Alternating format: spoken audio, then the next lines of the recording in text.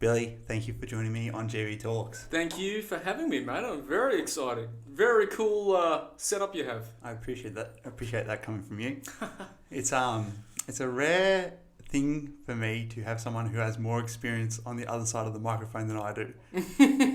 Don't worry, mate. I've been watching your stuff and it's very good. So for someone that says they don't have a lot of experience, you've started strong. Were you nervous at all to come in today? I don't do a lot of interviews. And that's a funny thing for me because I do all the interviewing and I do all the talking. Yeah. But I've been asked to do interviews and I do it for this one because I'm truly about the GV and I think you're doing really great work. I think it kind of stems from my father. So my father, when I was growing up, and still to this day, asks me 1,000 questions. Okay. And I hate it. So he would ask me questions like, so where are you going? Who's going to be there? What are you going to eat? Where are you going to park? How long do you think it's going to get there? It might get cold later on. What do you reckon? You know what I mean? So he would ask me just 1,000 questions and I really resented it by the end anyway. I'm seeing him tomorrow. He'll probably still ask me the same questions all these years later. But I like to, why am I doing an interview? And it's the same thing when I'm on radio. So when I want to get a guest on, why am I getting them on? What's the relevance? Do you know what I mean? So whether it's someone from music or someone from the GV, or a politician or a firefighter or a police person or whatever it is, why am I getting them on? So to the listener, they're going to be like, he's really adding something. Because in radio, we have what you call your P1 and P2 listeners. Now, your P1 listeners are your loyal listeners. They'll tune in every morning no matter what you've got going on. Yeah. Your P2s are the people that switch around a lot in the car or at home. So they're either on Spotify or iTunes or they're switching between radio stations. So how am I going to keep that person is when I'm trying to get someone on. And if I'm wanting to do an interview with someone, I kind of do the same thing. If I'm asked to do an interview, I kind of do the same thing. So why am I doing it? Well, I'm doing it because this is very local. My job is to be local. So I'm happy to be a part of things that are local and talk about my experiences in the Goulburn Valley, in working here every day. When you do talk to a guest, do you have to give them a little bit of a pep talk prior? Because a lot of people that I've had a chat to, they come in initially just wanting to say what they do. Like almost in bullet point form. But I feel like people want to consume what somebody does through stories. So they kind of got to elaborate and tell you why they do those things. When I interview people, so I get a lot of offers to interview different people. Yeah. And from different walks of life. And usually, I was saying to you before, I have to choose why I'm doing the interview. So if I'm doing a story on homeless, doing a story on people not getting enough food, the homeless epidemic, or an issue in the Goulburn Valley. Well, why am I doing it? So I'll present it on air. I'll be like, okay, so we've got a huge problem with people not eating properly in the GV, right? So who am I going to get on? Am I going to get a dietitian on? Am I going to get someone from, say, Foodshare on? Am I going to get someone on from the Smith family? Who am I going to get on and why? So what I'm trying to do, and to use your words before, I'm trying to create a story. Yeah. In everything I do. So what's the story here? Why? I mean, you don't just sort of go, hi, Goulburn Valley, we've got fireworks happening on Friday night, and now I'm going to get someone in from the RSPCA. Why would you do that? Yeah. You get someone in who's part of the committee organising it, or you get someone in who is putting on the show. Do you know what I mean? Yeah. People get confused. They're like, well, why is he putting this guest on? He's talking about this, but why is he getting that person on? Yeah. That doesn't tie in with what you're doing. So you just structure it nicely. You have to. Yeah. Because, we at the radio station, my boss, for example, who's not based here, is in Bendigo, he's listening in too. He's like saying, what are you doing that for? Why? So it makes sense you've got a plan is what I'm trying to say. You've got to go, right, okay, so what am I going to do tomorrow on the show? What am I wanting to do? What events are on? So for example, last week we were talking about AFL Grand Final. You know what I mean? So I'm getting players on, I'm getting people that commentate, I'm getting, all sorts of people associated with that event. Because it makes sense. It's the biggest event in Victoria. Well, Yeah. traditionally, of course, it was in Queensland this year. So you want to get people involved with that. I'm not going to do a story about AFL and get, I don't know, a plumber on or an electrician or something. Do you know what I mean? So you have to tie it all in because the guest has to add to the story. Yes. So, you know, if I'm doing something on COVID, for example, right? So I'm speaking to Matt Sharp from GV Health, right? He's the head of GV Health and probably the person you want to be hearing from about COVID-19 in Shepparton and the Golden Valley. Yeah. And of course, a couple of weeks ago, we had that very big scare where we were very nervous about what was going to come out of that, myself particularly. And I was like, you got to use common sense as well. Like, there are things I won't touch with a 10-foot pole, like stories, because you just can't. Yeah. It's too, even though sometimes I want to, and I argue with my boss saying, I really want to do this. Yeah. And he'll be like, well, you just can't. Because it's too hot. You know what I mean? And I'm not afraid to voice my opinion because everyone's got one and there's no such thing as wrong opinions. You're allowed to have one. And, you know, as long as you don't force it on someone or as long as you don't call someone stupid because they don't agree with your opinion, we need to have more of that. I'm such a firm believer in that. And to take it one step further, I think in a lot of cases, and again, I don't mean to get politically anything like that, but I think we are so politically correct. And it makes my job very hard in some ways. It makes the job of comedians, people on TV, like they're so scared to say the wrong thing. Do you know what I mean? Yeah. Because everything gets analysed, over-analysed. And people are sick of it. You know what I mean? Like, why can't you call a spade anymore? You know what I mean? If there's an issue with crime in the Golden Valley or whatever it is, as an example, of course, why can't we talk about why is it happening? Why is it certain groups that are committing it? Or, you know, why is it leading to this? Are we not spending enough money on education? Are we not rehabilitating these people? You know? So there are so many areas that, you know, traditionally you're not allowed, well, traditionally, or whatever the word is, but you're not allowed to go near. Yes. Because you're just so worried that someone will call up and they'll complain, you know, or something like that. So we have a lot more of a filter on us now than I'm sure radio people did 20 or 30 years ago. But the people I talk to, and the people that like listening to me, they want the truth. They want to hear more. You can't keep everyone happy. No, you can't. But one thing, well, that's a given in anything you do in life. But when you're on radio in a community like the Golden Valley, you know, you don't want someone sitting on the fence. You don't want the radio presenter to just be like, well, you know, it is what it is. I don't really have an opinion on it. Could you get a bit creative and pick your guests carefully so they voice your opinion so you don't have to? Well, it's sort of the same thing because, you know, for example, you know, I'm a big fan of Sam Newman. Yes. Right? You know, everyone knows who Sam Newman is, right? I was on the phone to him for about 45 minutes, chatting about everything. And if you know what Sam Newman's like, he calls it how he sees it. Yes. He talks about Trump. He talks about also the immigration. He talks about gay marriage and all of that. And I don't agree with his views on gay marriage. I think you can get married if you want. Who cares? You know what I mean? Yeah. But a lot of things I was agreeing with because that's actually what's going on. See, the big thing about it is it's how you put your argument together. You've got to support it with facts. You know what I mean? If you're just pulling things out of the air saying, oh, well, you know, this is right, and you're proven not to be right, well, then your argument's lost all its validity, right? So and again, it's probably the way I was raised, you know, but it was always like, have an opinion, stand by your opinion. But the important thing is this, if you give me your opinion, well, you've got to listen to mine. You know what I mean? Mm-hmm.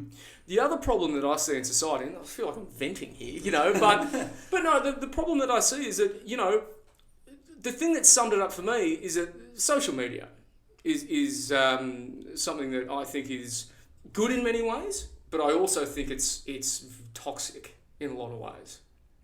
I think particularly for kids. I mean, I'm so thankful that I'm not a teenager now at school. I mean, it would have been unbearable, you know. I mean, the shenanigans that I got up to and, you know, my mates and all that sort of stuff. We didn't have phones that were recording every minute of everything you do because it will come back to bite you.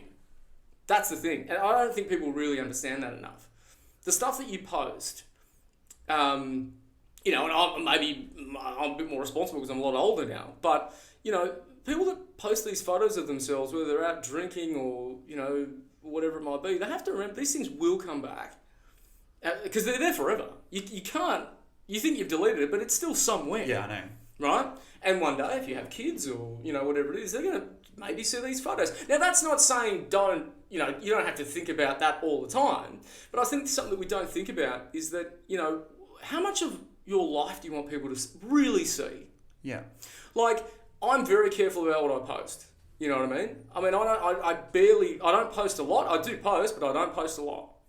Because at the end of the day, I mean, your Facebook friends and Instagram followers, are they the people you want to share your intimate moments with? Like someone that you might have met out one night and you're like, hey, let's become friends. Yeah. Do you know what I mean? Yeah. And I see, particularly the younger people, they just put everything out there, like all kinds of photos. And I sort of think to myself, wow, like, why should you be doing that? And it's a hard thing to control, but, the point I'm leading to is that we look at the amount of cyberbullying, and this is something I get really fired up about, because cyberbullying is just the most toxic thing you can do. These people are sitting at home, bored with their life and probably have too many cats. Yes. So they want to comment on other people's lives. And they say horrible, horrible things. And, you only have to open the newspaper or, go online to see the effect this is having on people, and it's going to get worse.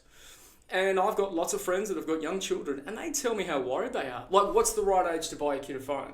Because as soon as you buy them a phone, they're going to want the best phone, right? And if they don't have that, then there's going to be World War III, because every other kid's got it. Why can't I have it, So, if you give your kid, for example, a standard phone that doesn't have camera on it or internet, I think that'd be fantastic.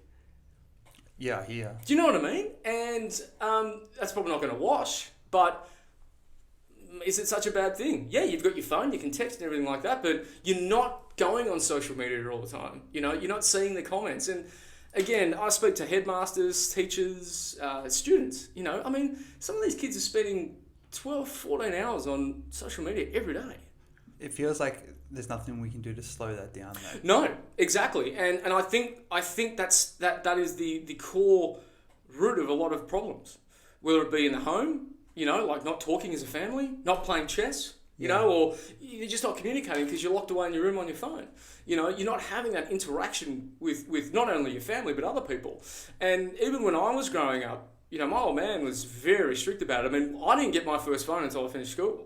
And we're not talking like the bells and whistles. I mean, we're talking about Nokia 5110s and, all that sort of thing. You might remember the old brick phone. I remember. But even when I got a phone, and even when I go home now, there's a rule. No phones at the table.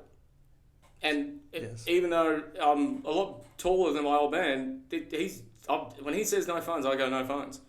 So we always had that rule. I mean, it wasn't as prolific as it is today, because a lot of kids didn't have phones when I was growing up.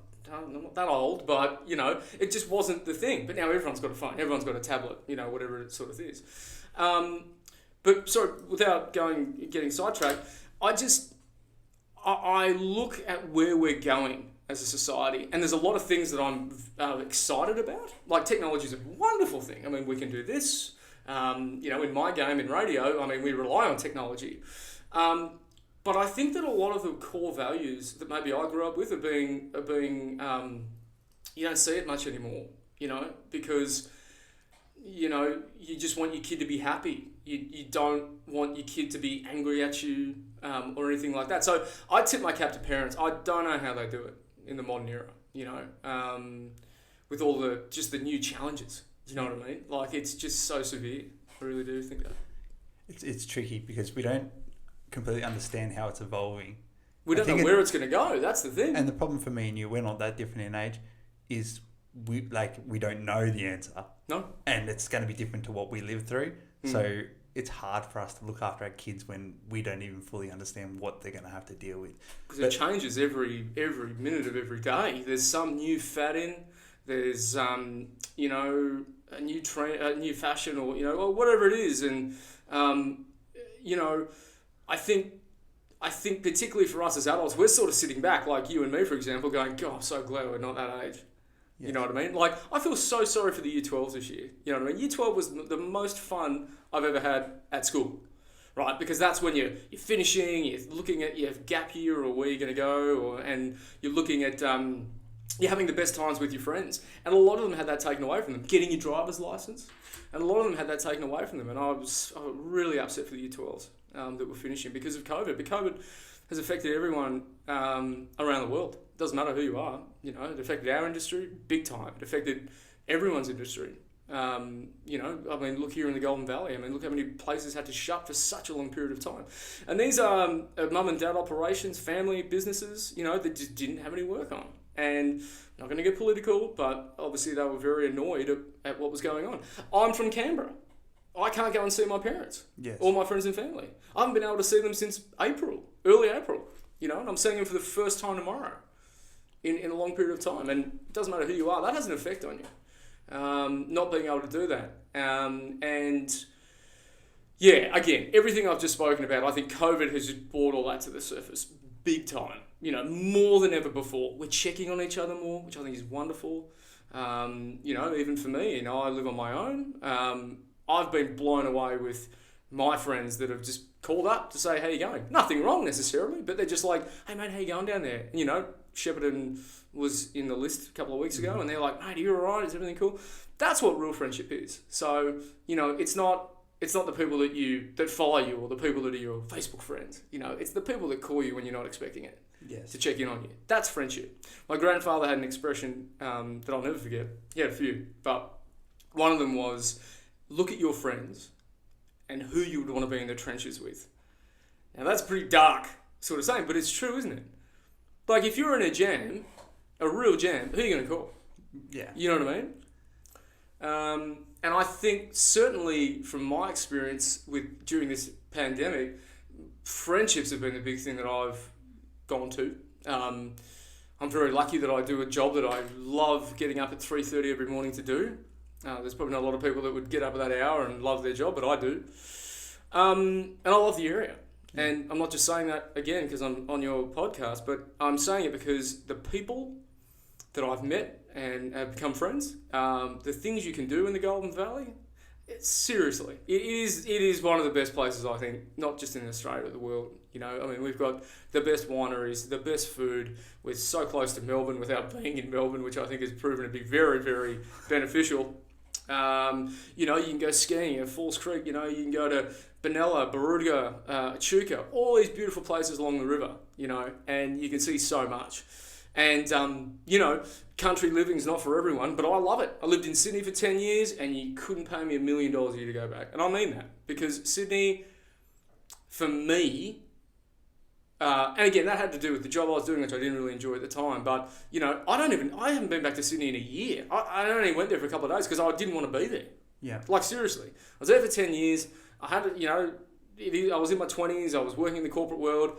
Hated my job, you know, but I was getting paid really well. And that's another problem. What's more important to you, money or happiness? I think it's a pretty easy answer. But I can tell you right now, there's even a lot of people my age, friends of mine who hate their job, and hate's a strong word, but they hate their job, but they get paid a lot. So they're like, I've got the nice car, and I live on the beach at Bondi, and I wear nice clothes, and I'm like, what does that do for you? Like seriously, when the chips are down, there's another expression my grandfather used to use.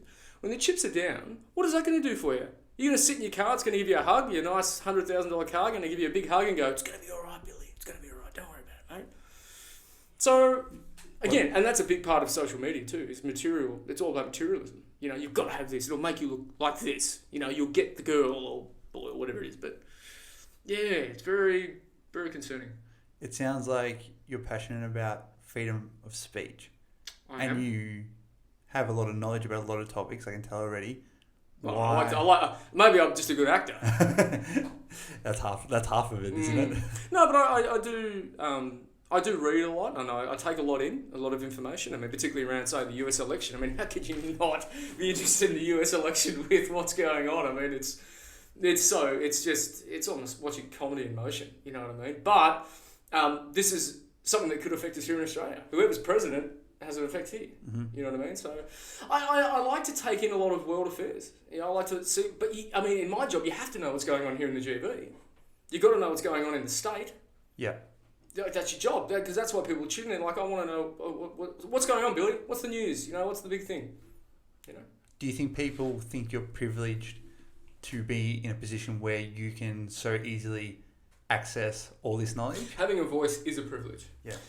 Having a microphone is a privilege, I should say. I take my job extremely seriously. You have a responsibility to the listeners. Whether you've got 5 people, 5,000, 50,000 listening, you have a responsibility to entertain, to inform, and to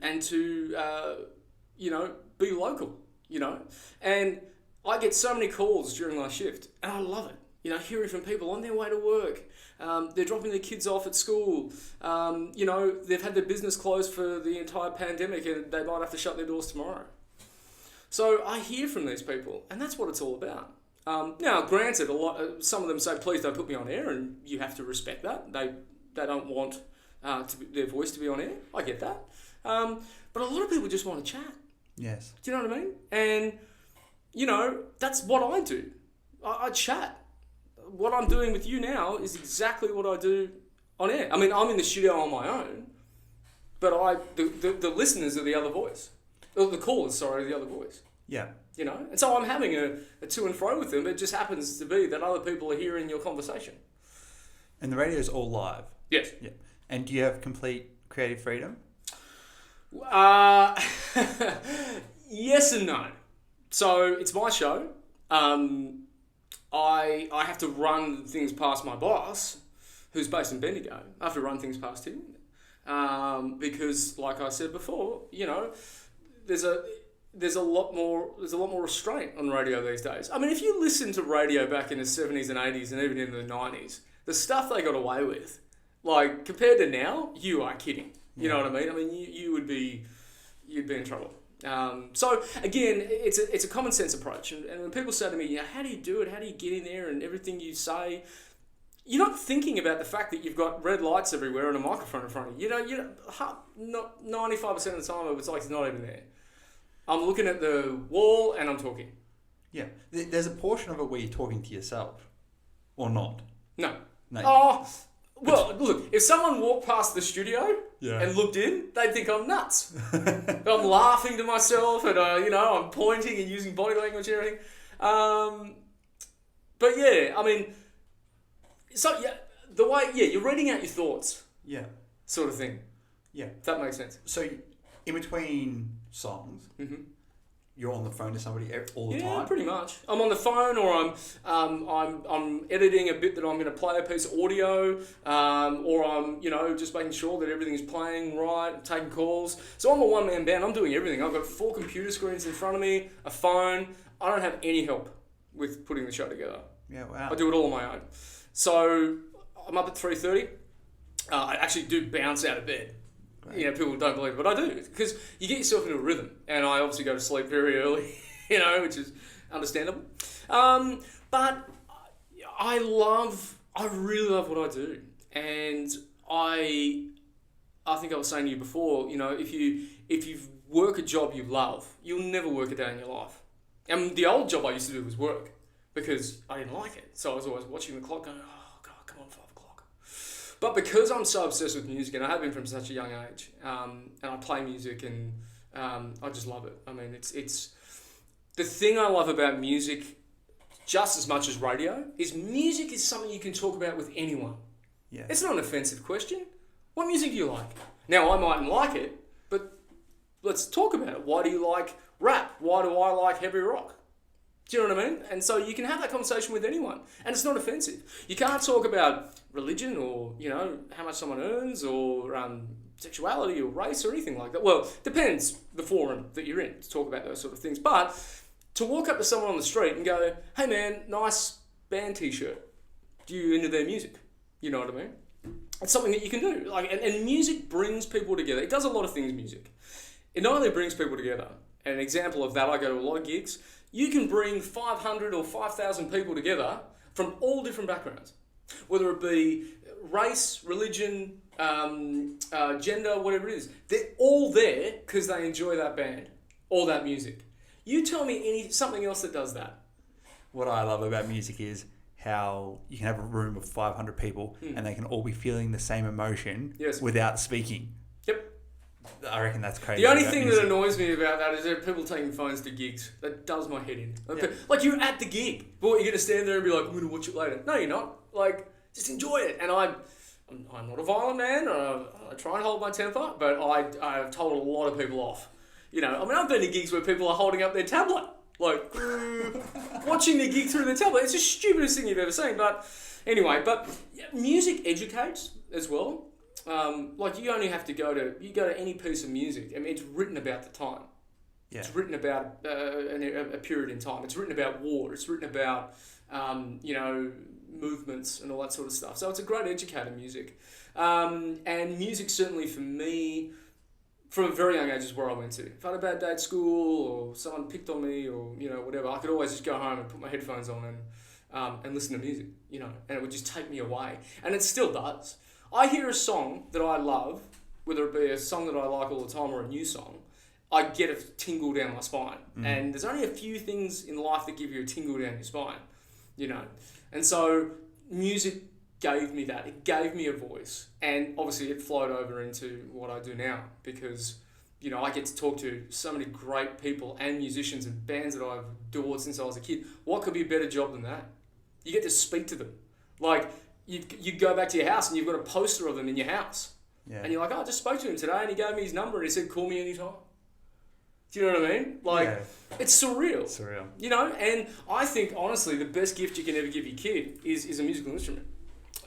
Because it's better than giving them an Xbox or a PlayStation or a phone, Give them music. I guarantee you, it is the greatest gift I was ever given. I had to really nag my parents for a drum kit because, trust me, you don't want an extroverted kid that plays drums. That's a double whammy. That's like, oh, God, great, he's going to make more noise. But, you give that kid that instrument and whether he just puts it down and doesn't pick it up for a couple of years, but he will, or she will. You know what I mean? Because curiosity will get the better of them. And they'll hear their favourite music and be like, man, maybe I can play that on guitar, or something like that. So I'm just a huge, and I tell everyone that's just how I feel about it, but the power of music is greatly underestimated. And, for example, on radio, right, in the morning, you hear a song, you're in your car, you might be feeling a bit flat, you haven't had your coffee or whatever, you hear a song you like come on, it just gives you that boost, you know what I mean? Yeah, music makes me feel hopeful. Feeds the soul, mate. It's great. What instrument would you give your child? I guess I'd have to give them a drum kit because I'd be a bit of a hypocrite if I didn't. Yeah. But anything. I wouldn't give them I guess you got to. I was going to say, turntables. I don't want my kid to be a DJ. Nothing against DJs. That's another argument. But, anything they wanted. Like a guitar, or a bass, or a piano, or just something that they can put their attention on. You know what I mean? And if they're not sitting on their phones, in front of the TV, or playing video games, then I'm happy. You're obviously really passionate about your work. Yes. Do you have any interest in starting a family? Yes, I do. Yeah. I love kids. A lot of my friends have got kids. It's more difficult for me because I move around. So I've gone from Sydney to Goulburn to Canberra to here. And settling down is a hard thing to do in my game. I mean, you could get a phone call tomorrow saying, you've got a gig at Canberra, Wollongong or Newcastle. Now, is that fair on your partner who just moved here with you and got a job and you've got kids in school and you know what I mean? So it's very difficult. And there's a few industries like it. Like if you're a touring musician, it must be hard to have a family life, or if you're someone that's away a lot for business, it's hard to have a good family life. So it just hasn't happened, and I'm not ruling it out. Every time I go and see my mates' kids, they jump all over me, and I absolutely love it. Sometimes I like giving them back because I just want to chill out, you know. But yeah, it just hasn't happened yet. That's sort of side of my personal life, and I guess in a lot of ways as well, I sacrificed a lot of my personal life to follow this new passion, which was radio, which I got into about 5 years ago. So, is there any regret there? No. No? None at all. Do you feel like you have balance or you're obsessed with work? I think it's hard to have both. Because if you're obsessed with your work, you give it everything. You're not looking at your watch. You know what I mean? You have no concept of time. Because you're like, I've just got to get this done, this done, this done, this done. That's how I work. I think being single, doing this, it makes it a lot easier. Mm-hmm. I mean, it would be very hard. I have had girlfriends before, and I have come home from long days, and I'm sorry, I just want my own space. Like, I don't want to talk about an issue or something like that. You know, and some people might say that's selfish, but that's just me, right? You know?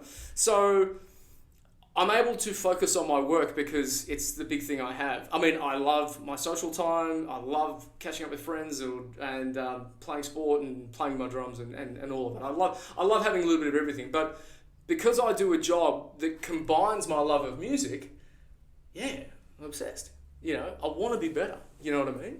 And there are times where I walk off air and I go, can you swear on this podcast? Yeah, like, no, you go, shit, geez, I wasn't on today. But then someone will come up to you and go, man, great show today. And you're like, what, really? So I'm more harsh on myself than anyone. Like, I don't accept compliments very well, which seems strange, but I never have. I've always seen compliments as a distraction. So when people would say, man, you played drums really well tonight, or, you know, you sounded good on air today, I'd sort of go, okay, thanks, whatever. I don't... Do you believe them? Well, that's another part of it. Not that I'm skeptical to a lot of degree, but... You know, yeah, look, I mean, it depends who it's coming from. You know, so if it's someone that I know likes to take the piss out of me or something like that, I'll be like, oh, okay, thanks. I'm not sure whether you're being serious or not. It's nice to hear it, but like I said, I'm more harsh on myself. So you know, I'm not saying that I never think I do a good job, but I don't walk off air every day going, yes, nailed that. That was amazing. Can't do that if it's your full-time job. No, because I know I still have to improve. You're improving your entire life.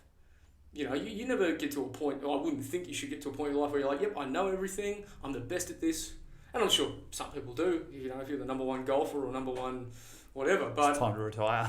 Yeah, but I never stop learning. Like, I mean, even though I've been in radio a short time, but learned a lot, you know, you're never going to master the art of radio. You know what I mean? There's always something you can do better. You know, there's always a better show around the corner or something like that. Or, yeah, so I'm always wanting to improve. I'm always wanting to be the best I can be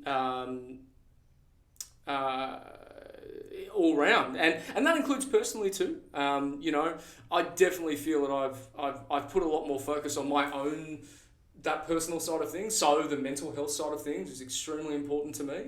I know what my weaknesses are. I know what my triggers are. So I know that if I've had a crap night's sleep, I'm going to be rather irritable. Mm-hmm. And probably to the people around me, I'll be an absolute bloody nightmare. Try not to be, but I realise that now. So I know, and I think most people are the same. Like, if you have a bad night's sleep, you're not probably the nicest person to be around. You know what I mean? I know that I get stressed, but I can feel it. Yeah. So I know now when I'm getting to a point, so I was like, all right, I've just got to put everything down. And I walk around, I live in Kyla, so I've got the lovely lakes there. I go around those lakes every day. And I put a podcast on, I walk around there. When I was able to go to the gyms, I went to the gym every day. And that was a great, as you would know, you know, going to the gym is a great way to relieve stress. It's a great way to just reset, you know. So I used to do that a lot, but since the gyms have been closed, I've got a home gym. I just got one of those total gyms. And yeah, clearly it's not paying off. But anyway, those things relax me, whether it's playing drums, listening to music, going for a walk, you know, or just having my own space. That resets me. And sometimes I can be stressed out and in a really bad mood, and then I'll just go away for 10 minutes. Yeah. And I'll come back and I'll be fine. Yeah. You know what I mean? But, you know, whereas before, you know, and it probably comes with maturity, I didn't realise that. And so you get yourself in a lot of hot water with people, and I have done that. Trust me. Got myself in a lot of hot water over the years. So, yeah, it just comes with age. And it's just about knowing yourself. How do you ever just stay in that feeling of like stress or disappointment? Not so much anymore. I used to. Yeah. Like, and again, it's also a pitfall of living on your own and being single is that you come home and you're just still thinking about it. You know, you're just stewing on it. You're like, God damn it, that person, or, you know, that thing pissed me off. You know, but, you know, you just got to say to yourself, you know, I mean, all you have to do is turn on the news and see hundreds, millions of people in a worse situation than you. Like, oh, I dropped my phone and cracked it. Oh, it's the end of the world. Really? Yeah. Is it really the end of the world because you cracked your phone? the people that can't feed their family, the people that are losing loved ones, you know, the people that are losing jobs, the people that, you know, are living from paycheck to paycheck, and you can go and get another screen for your phone. So maybe just shut up and get on with it. You know what I mean? Do you think you've become more grateful for what you have with age? Absolutely, no question about that. That's a very good question, a very good point. Because I didn't used to be.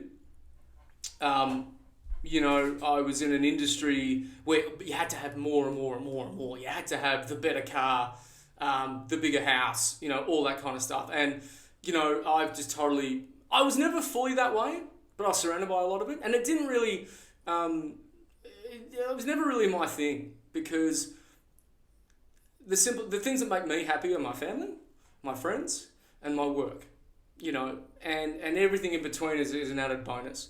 I am incredibly grateful for my parents, my brother, my family, the way I was raised, which in a lot of ways would be considered strict, but it was fair. I'm thankful for the work ethic that my father instilled in me. Like, you've got to work hard. There's no other way around it. You have to work hard. And then it makes the success all that much more sweeter. Do you think you can get those lessons across to your listeners, sorry?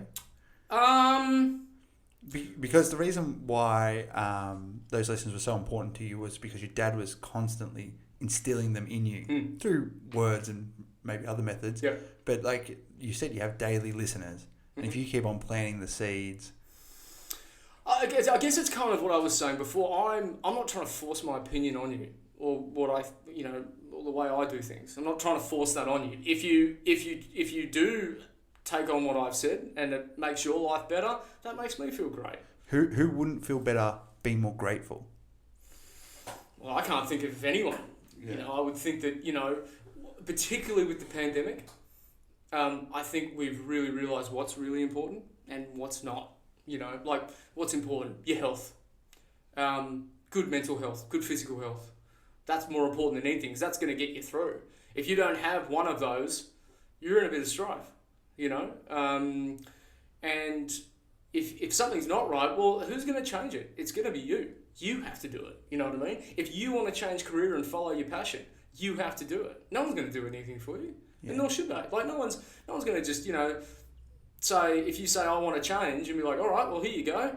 No, you've got to be the instigator. You've got to be the person that takes that first step. It's as simple as that. And it is, you know, people say, oh, how did you do it, changing industries? I just believed in myself. I believed I could do it. Do you think that's the right answer for everybody, though? No. Oh. Because there's jobs that need to be done that nobody's going to enjoy. Mm-hmm. So I'm grateful for those people who get up and go and do those jobs every day, so we can have electricity. Yep. And the toilets work. That'll be a problem, wouldn't it? And stuff like that. But if everyone's out there chasing their dreams and nobody's doing those jobs, life gets tough fast. You know, it's interesting. There's a lot of people out there that do jobs that some people are like, do you really enjoy doing it? They go, yeah, I do, mate. You know, because I get to talk to people every day. I get to be around the same people. And I enjoy making people feel good. You know, in whatever it might be. Yeah. Like, say, for example, you are a plumber or whatever. Don't you get a real sense of satisfaction when someone says, thanks for that? Well, thanks for doing that for me. You know? I completely agree, but I just feel like that's the minority. Like, my father-in-law, he was a bus driver. Mm-hmm. He didn't think about it as driving all these people around who didn't really appreciate him. He thought about it as driving this huge machine around, like corners, and taking people to where they needed to go. And he wasn't just doing it for a paycheck. He actually really enjoyed doing that. And he'd have his regular passengers, and he probably gets to know them pretty well. Yeah. You know, it's like your barista or whatever, you know. They say that more baristas know more about people than their own partners, you know. Or the barman, you know. You're sitting at the bar and you're just, you know, talking about all your problems, you know. And probably drinking and talking about your problems is not a good mix. But I don't know if there's a simple answer to that question. I mean, like I said, that's just what worked for me. But I went through a lot of change. You know, like, I had to hit a rock bottom in my life to realise I needed to change. I didn't just wake up one morning and be like, you know, things are going pretty good. Maybe I'll change it. That's not how it happened for me. Can you dwell into that specifically? Yeah, I mean, as I said, I was in an industry I didn't like, in a city that I didn't like. I've been doing that job for about 10 years. I was in a corporate world. And I knew I wasn't doing something that I really loved. I knew that I wasn't doing something that I wanted to do for another day. You know what I mean? It was just toxic, and if you know what some corporate atmospheres are like, it's just toxic. You know, it's people, stabbing you in the back, or falling over themselves just to get on top of you, and it just wasn't me. Yeah, I realised that this isn't me. I love music. I play music. And I love telling stories. So how am I going to do that? Now, mine's an interesting story about the day I got into radio, but there's a bit of luck involved as well. I think there's a bit of luck involved with any success. That's a fact. Like, you need to be at the right place, right time. You need to know the right people, but that's not enough. So I had a bit of all of that, but I had the drive and determination to do it. I mean, you don't get to 30 and then say, right, I'm going to go work in a restaurant waiting tables again, and go and do community radio a couple of nights a week, or one night a week on a Tuesday night, and then go into the Triple M studios in Sydney and just learn how it works and start again. That's what I did. I went from a really well-paying job to calling up my mate saying, hey, mate, could I just get a couple of shifts a week? He goes, you want to what? You want to work in a restaurant? I said, yeah, mate, I want to start again. And it was the best thing I've ever done. And it was that feeling of being like 16 or 17 leaving school and starting again. And that's exactly what I did. But there was a lot of luck in it. Oh, not a lot of luck. There was a bit of luck. And knowing the right people. But this is the thing as well. Like, people are so afraid to ask for help. Yeah. In any way, right? They're afraid of what someone will think about them. Like, what that person will think. Oh, what's wrong with that person? Are they weak? Why do they want help? It's just, trust me, from someone that's asked for help and got it, it can make your life better. And, I had a really loyal, she's still one of my best friends. Her father's a big music producer and has a lot of contacts in the industry, and she's been a friend of mine since we were kids. And, there were many nights at bars and restaurants with her just telling her how unhappy I was, and she goes, you love music so much, like, why don't you do something in music? And so, with her help and going for jobs at labels, and, I went for a job at Spotify once, and, all of that. And so I'd get through the first interview, the second interview, and then they say, oh, but you've got no experience. I mean, it's such a bullshit answer, you know what I mean? Like, how do you get experience? Here I am throwing myself at you. I don't care what I get paid. I just want to start. And I couldn't get it. So I remember it distinctly, actually. It was a Sunday afternoon, and I was living in Sydney, and I went for a drive, and I was so down. Like, I hit bottom. Nothing made me happy. I was just so depressed. I was going for a drive, and not to say that I was, suicidal or anything, but I just didn't care. I was just like, don't care. If I get hit by a truck, so what? You know what I mean? Not that I was going to do it on purpose, but I was just like, and that's a dangerous thing, because you don't care. You felt disconnected. Oh, very. Totally disconnected, and when you're disconnected, you isolate yourself a lot. People start going, "Where are you, man? We haven't seen you, haven't heard from you. You're not writing back to me." So anyway, this really good friend of mine called me. This is like a karma moment where you're like, "No way, it's so true." So she called me up and she goes, "What are you doing?" And I think I made up something. I was like, I'm just out, just going down the beach." Something like. And she goes, "Can you be in Bondi?" Bondi is a suburb in Sydney, which I'm sure most people know, but I lived on the other side of Sydney. Yeah. So it was like an hour and a bit to get there, right? So I was like, all right, I'll come over. Sure, I want you to meet this guy. I think will have a future bearing on your career. They were her exact words. Yeah. So anyway, about 2 speeding tickets later and 40 minutes, I'm in Bondi. And anyway, I rock up and I sit next to this guy. I still speak to him today. And anyway, Alex, my friend Alex, started saying, this is Billy, he loves music, he's obsessed with it, he plays drums, and blah, blah, blah. And so I started talking to this guy. I never met him, I have no idea who he was.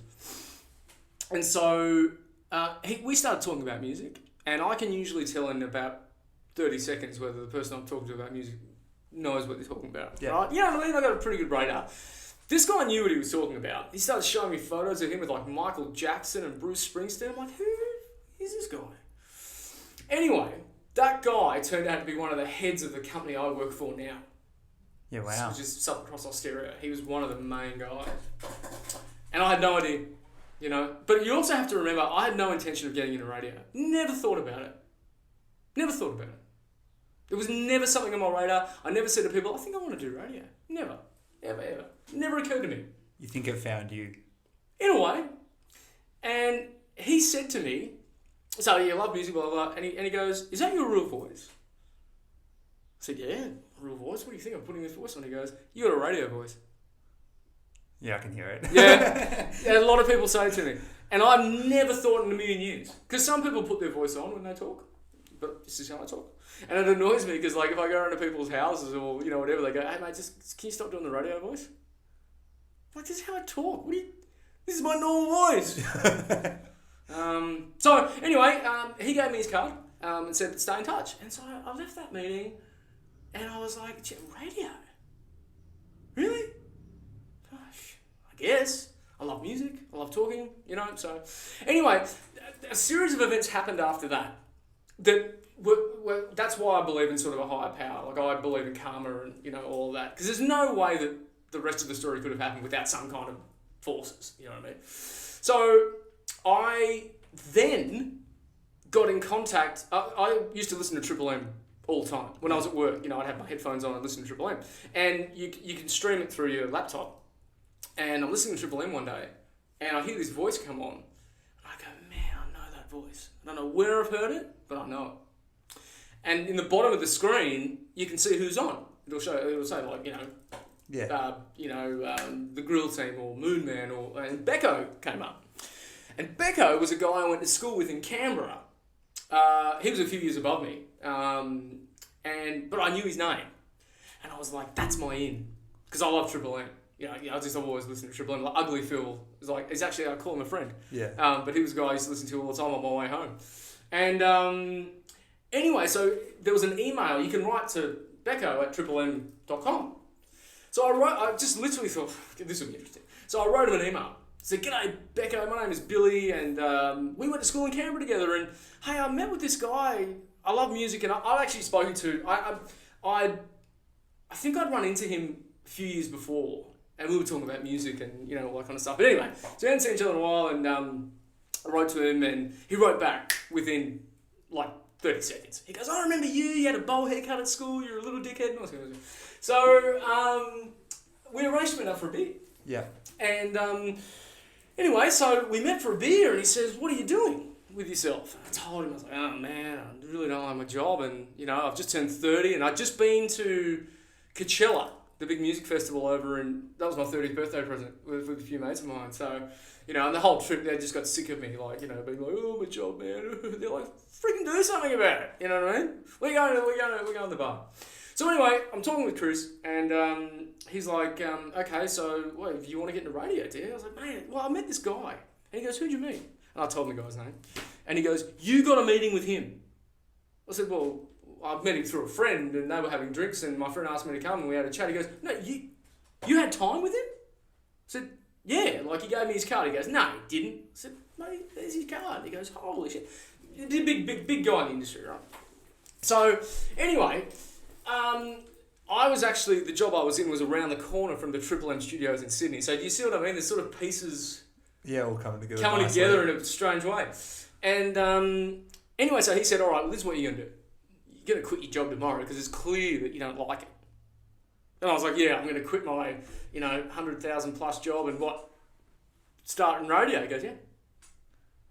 And he said, it's not going to be easy. You're going to start from the ground up. Yeah. So, anyway, long story short, fast forward, I quit my job, and they looked at me like I was nuts. But, I just, I wanted something new. So, I started doing 2 days a week in with him. So, he'd do his shift at Triple M in Sydney. And I would sit in the studio just at the back and watch what he was doing with how he spoke and the equipment and everything like that. And then from being there, my networking skills sort of kicked in. So I started meeting all the people from Triple M and, all the people that were with the company. And you just start talking. And you're like, mate, I'm really keen. Anything I can do to help you? Do you know what I mean? Yeah. And I said, mate, I'll do anything you want. Like, I'd finish with Chris And obviously my intention was to get some contacts. So, you know, they'd say to me, hey mate, can you come and voice this ad for us downstairs? I'm like, yep, no problem. Hey, could you take the street team van out and go out give cans of Coke and movie tickets in Maroubra? Yeah, no problem. Because all these other people are like, I'm not doing that. No, I don't want to do it. I was looking at that. And I was 30. Mm-hmm. So most of these other kids were like 17, 18 getting their first job, like street team sort of thing. I was 30. And I was like, mate, I'll do it, whatever you want. Yeah. And another man at the station who was one of the big guys said to me, you know what, Bill? You spend enough time around a radio station, someone will give you a job. It's true. What did you put in place before you quit your job? Like, you would have had to sharpen your sword, like get your CV in order, have some savings. I was look, again, that's part of it. So I was fortunate. I had a bit of money in the bank. I didn't own a house at the time, so I didn't have any debt. I wasn't with a partner at the time. So it was all me, you know what I mean? And I was lucky. I was living in my parents live in Canberra, but they have a house in Sydney. So I was living in there for a reasonable rental rate. I think I had to mow the lawns or something like that. So I had those sort of things in my favour. I wasn't providing for a family, so it was just me. So, you know, when it's just you, you're taking all the risk. You're, you know, suffering the consequences or enjoying the success because it's all you. So, and again, it would have been very hard to do because at 30, you know, a lot of people are settling down there. They've got the house, they've got a wife, partner, and they might have some kids on the way. So, you know, you can't come home one day and say, hey, Dale, I'm going to quit my job and we're going to be doing it tough for a while because I want to get into radio. Yeah. But they could still work towards that and take the long route. Well, you see, I was always also taught from a very early age, you got to save for that rainy day. Yeah. You don't know when it's going to be there. You know, so I was pretty good at saving. Like, I don't live a flashy lifestyle, as you can see. I dress pretty, you know, jeans and a black t-shirt. That's pretty much my go-to. So I lived and still live a very modest life. I don't want for much. You know, I just enjoy the simple things. Yeah. Wealth is found in not wanting lots of things. Yeah. That's the easiest way to get it, I think. Mm-hmm. Like, I try to live well below my means. A lot of people don't. Yeah. A lot of people have that plastic, mate, and they just go, like, their life depends on it, mate. And that's why a lot of people have a lot of problems. And that leads to a lot of problems too. Like, if you've got there's not much worse than financial problems. That'll ruin a relationship in a split second. You know? And again, what we were saying before about, you know, social media. You know, I mean, if you've ever seen materialism at its worst, it's on social media. Like, you have to have those shoes that's going to make you a better person. You have to have that handbag or that car that's going to make you a better person. No, it's not. But they're very good at it. They're very good at marketing. And, you know, that stuff doesn't wash with me at all. Because I think your own happiness is your wealth, you know. And I also think knowledge is wealth. Like, you know, having knowledge about a lot of things is a very powerful currency. And, you know, you can open a lot of doors and you can meet a lot of people just by having some knowledge about what's going on. Yeah. And responsibility. Well, you've got to take responsibility. You know, I mean, that's another thing that's gone wrong in our society. You know, people just point the finger and blame someone else for their own problems. You know, a lot of times it's no one else's fault but your own. And, you know, your problems aren't caused by someone else. They're triggered by someone else. But they're not caused by someone else. And your mate up here will probably tell you that, Jordan Peterson. You know, it's not... If you've got a problem, it's not 9 times out of 10 someone else's fault, but they're just the person that triggers it, like your state of mind. That's the problem. What are you working towards now? Well, I'm working on getting home for Christmas. You know, that'd be great. You know, I'm working on a few different projects at the moment.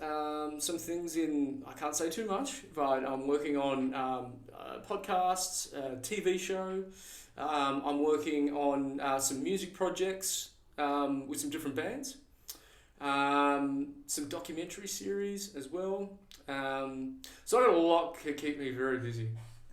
Yeah, the conversation that we've had so far kind of sounds like you absolutely adore radio. Yes. But you have problems with it as well. But it's not radio's fault. The problems that I have is outside of radio, because that dictates what you can and can't do. Do you know what I mean? So what's happening with, political correctness and, everything being overanalyzed and, people having to apologise for saying a joke 20 years ago.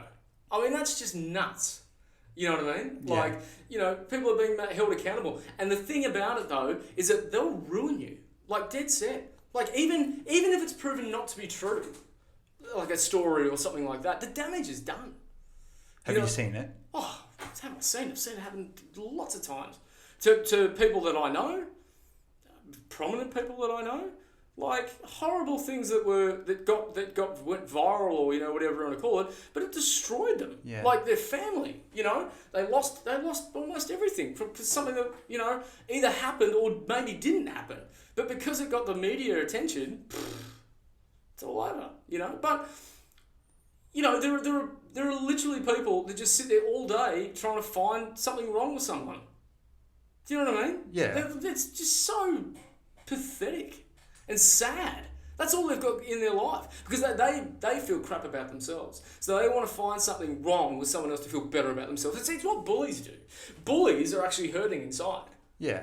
They've been bullied, or they've been abused, which is a very serious subject, by their parents or, whatever it might be.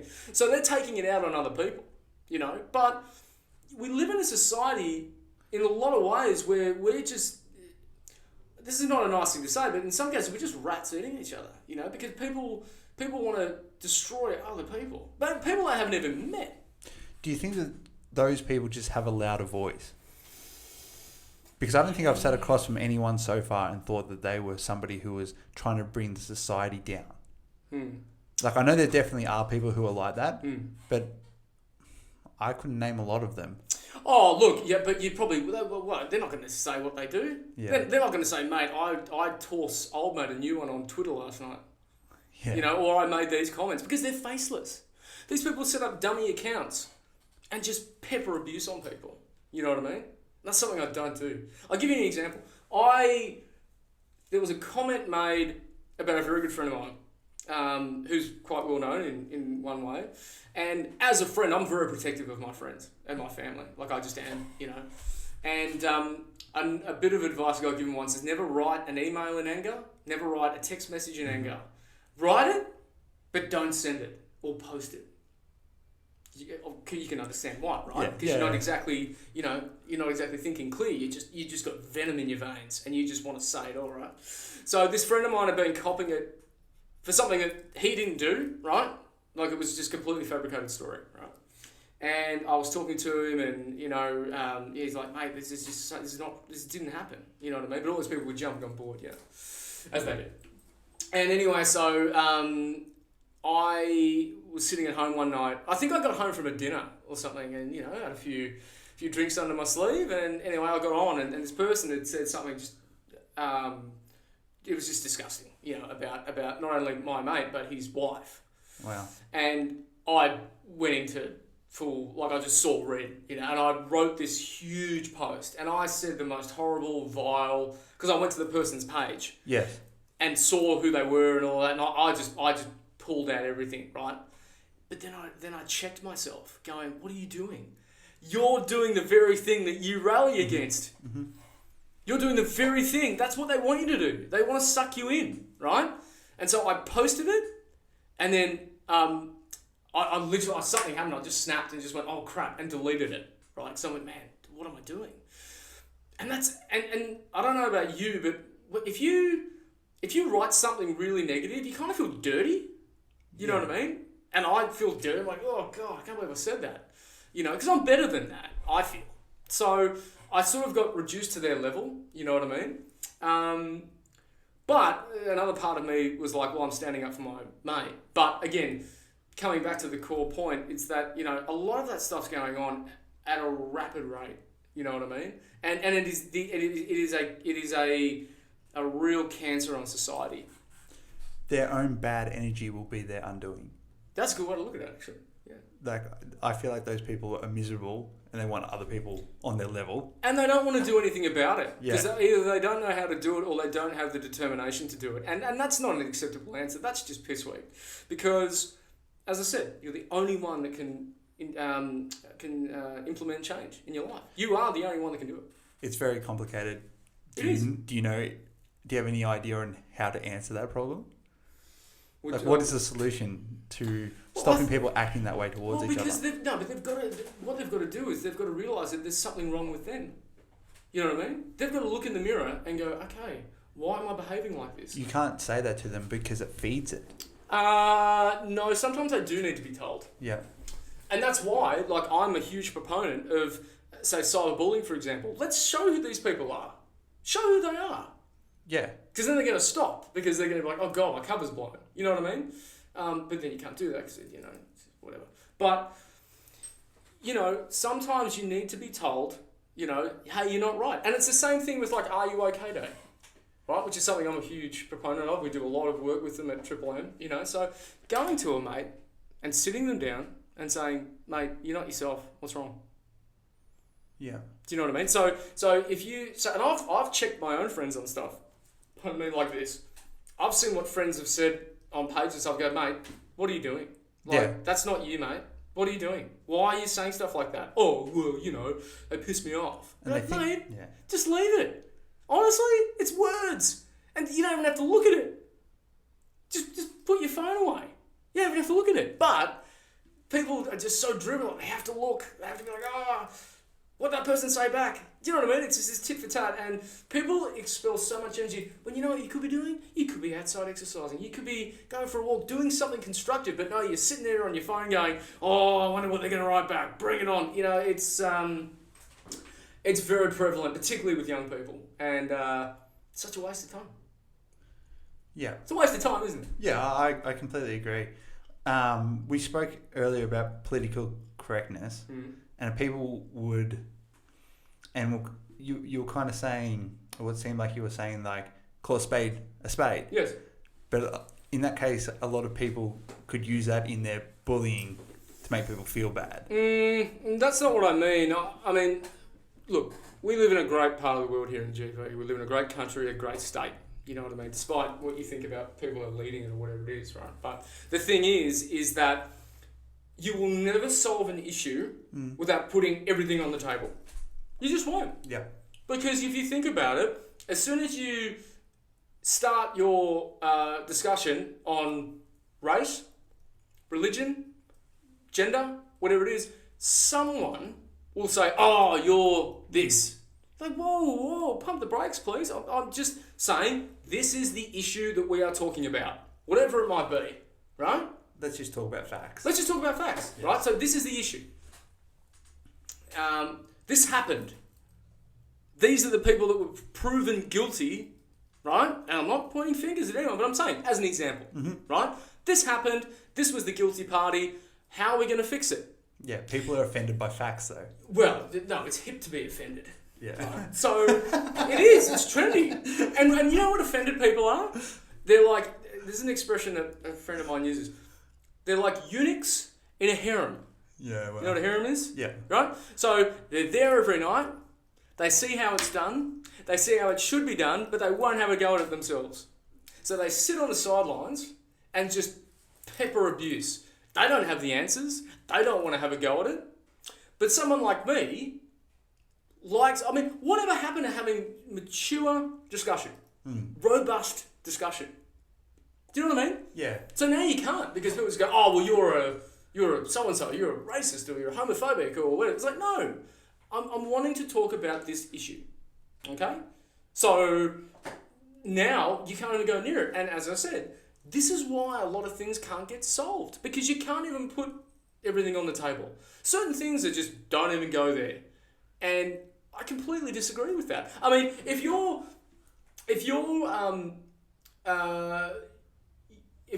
abusing someone, that's wrong. That's not a discussion. Yeah. Do you know what I mean? So of course the person's going to walk away. But if you're saying, okay, look, let's talk about this. Oh, I don't want to go here. Don't want to talk about it. Well, why not? I just no. And that is literally, and you think I'm making this up. That's just in so many places. It's ridiculous. You know what I mean? I mean, I have to be careful because we could pay huge fines. Like if I got on air and said certain things, you'd lose your job. You know what I mean? You can't say that on air. right? But that's why things like this are very successful, because in a podcast, it's your property. It's your intellectual property. Right? Exactly. You're not being governed by, an organisation like a radio organisation or whatever it might be. So why haven't you started your own podcast? Well, maybe I'm working on one. I thought I'd come and do yours to see how best to do it. Yeah. No, it's a project that's well underway. But again, there's so many podcasts out there now, isn't there? So you have to work out what your point of difference is. But yeah, I mean, I would love to get people on, and have these sort of discussions. Absolutely. And then how would you get it in front of people? Oh, you just put it out there. Yeah. You're saying there's not many avenues. YouTube, Spotify, iTunes. You just whack it out there and get people to listen. You start your own YouTube page and just go bang. But there's so many, like you just said. How do you get? Well, that's up to you. That's up to you. You've got to work that out. I mean, you can get advice from people, but you have to know yourself what's going to make someone want to listen to this. It's the same with, why does someone want to listen to me in the morning? Yeah. Like, why? It's got a choice. You could listen to Spotify, you could listen to another station, but why me? Well, maybe I'm doing something that adds value to their day, and that's why I take it so seriously. Do you get analytics on your show? Yeah, no, not so much in regional. In metro, you do. When you're in a metro market, I mean, that's all they live and die by ratings. You know, we're a bit different out here because we've literally got not much competition. So, yeah, I mean, we're not as we sort of don't live and die by it like metro radio stations do. But we still got to be good. We've got to be, and I get my boss listens in every day. So, he'll tell me what I've done good and what I've not done good. Sometimes it annoys the living shit out of me, but that's his job, and I thank him for it. It's making me a better radio presenter.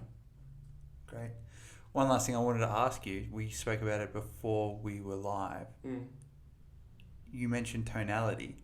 Mm-hmm. I think that's very important in getting a message across. Mm-hmm. What did you do to master yours? Well, as I said to you, I certainly haven't mastered it. I do speak very loudly. I've been told my entire life I speak too loud by friends. They're like, man, you're too loud, shut up. And I'm like, mate, I'm deaf because of all the loud music I've listened to and playing drums. I can't even hear myself. It's a skill. And, the way... Because, again, we're animals. You know what I mean? So if someone's using their tone like a forceful tone with you, you sort of, you back up a little bit, you go into a defensive mode. Yeah. Right? But if someone is speaking to you in a very calm, very sort of monotone sort of way, you feel safe. You know what I mean? If you feel someone is being aggressive through the tone of their voice, you're going to get defensive. You think you might be going into battle. You know what I mean? Like, there might be a fight happening. You know what I mean? So it's how people respond. And I've seen studies with babies. You know what I mean? Like the way babies, their brain reacts to like music or singing, or the way their parents... Because when their parents are talking to them, even though they're probably like saying goo goo gaga or whatever it is, right? The brain's still processing it. Yeah. So these are things that we learn from a very young age, like how to respond to things. Like, if you hear someone talk, and this might sound a little bit misogynist, but man, she's got a sexy voice. You know what I mean? Do you know what I mean? Everyone's different. I love tonality. I think it's so interesting. Yeah, like, you hear someone's voice, you go, man, that's sexy. So you let your guard down. Yeah. Do you see what I mean? Yeah. Because you're relaxed. You're like, man, you get dopamine or whatever it is. And it's the same with interviewing. I was saying to you before when we were outside, something you have to do in an interview very, very quickly is establish trust. Because in my line of work, you're interviewing someone that's probably already done 15 interviews, maybe 20. Maybe they don't even want to do your interview. Yeah. But they're going to do it because they said they do it. And so you get them on and you just, it's early, like you don't get on the phone to someone at 6 a.m. going, g'day, mate, how are you? Yeah, get a dog up here, woo! And they're like, whoa, oh, Jesus. So yeah, it's very hard skill to master. But if you look at the great orators, like Barack Obama or, I don't know, there's lots of people out there that are great speakers. You can see why. You know what I mean? Like, they just have this rhythm, they have this tone, great radio presenters as well. They just have this way of doing it and it registers. And I mentioned to you Andrew Denton. Like, if you see Andrew Denton interview someone, within like a couple of minutes, that person feels so safe. and he can ask him anything he wants, and he usually does. But if I met you, and I just got a vibe like the way you were talking to me or something like that, I probably wouldn't answer a lot of the questions honestly and truthfully. Yeah. I'd either want to be in a rush, just be like, yeah, great, yep, love, you know what I mean? So straight away, I got a very comfortable, relaxed vibe. Look where we are. We're sitting in a quiet room, and if you were talking to me out in the street, do you know what I mean? But I'm sitting down, I'm relaxed, talking to you. Yeah. And so I feel comfortable to just talk and answer questions and have this conversation. That was one of the reasons I started the podcast, so I could have these elevated conversations. Like be in a quiet room, actually speak about something, not have my phone on me. I didn't even know your phone was here. I looked over and I was like, oh, yeah. And just listen and learn about who you are. And doing it regularly is helping me get better at that. Yeah, I think you're doing a good job. And you'd be so good at having conversations now, like just through repetition of all the interviews you've done. Yeah, sometimes it's nice to have a break though. That's why it's nice to get asked the questions rather than having to come up with them. Yeah. All right. Last question: Who locally inspires you? Wow. There's a lot of people. There's a lot of people that do a lot of work that doesn't get recognised. Yeah. A lot of people working behind the scenes to take care of the GV. There's a lot of people, whether it be people at GV Health, what they've gone through in the last 7-8 months. Seriously, we owe GV Health a huge amount of thanks for getting us through this. You know what I mean? Those people do that job, and not everyone can do that job. They like the nurses, the doctors, all the people there. They just love the community so much, and it takes a special kind of person to do that job. And I'll tell you why, because my brother's a doctor, and not everyone can do that job. I mean, what you have to put up with, situations you have to deal with, honestly, mate, all the volunteers that we have in the GV, all the people that volunteer to cook barbecues on the weekends or raise funds for a various charity. Do you know what I mean? These people do it, and I think it's very prevalent in the country areas, but particularly the GV. I've never seen a sense of community spirit like we have here in the GV. These people will literally sacrifice hours and hours of their time, give up, paid work to volunteer or to help someone out. You know what I mean? Yeah. And they're the people that I admire the people that do things to help or benefit others. I couldn't give a rat's ass about people that are in power or have lots of money. What are they doing? They don't care about themselves. Maybe they're using that for good. I don't know. So I'm not generalising. But the people that volunteer, and I've mentioned a few of them, they're the people that inspire me. Great. Well, thank you for your time. Thank you. And we covered almost an hour and a half, so oh wow, this is going to be a long one. I don't think my parking's run out. It should be right. All right. Thanks, Billy. Thank you.